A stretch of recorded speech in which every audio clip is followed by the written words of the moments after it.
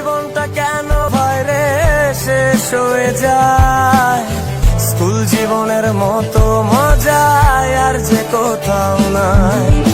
School জীবনটা কেন ভাইরে শেষ হয়ে যায়, স্কুল জীবনের মতো মজা আর যে কোথাও নাই। আমার সেই দিনের স্মৃতিগুলো নয় রে ভোলার নয়, সেদিনটাতে ফিরে যেতে ভীষণ ইচ্ছে হয়। না না না না না না না না না না না না না না না না না না না।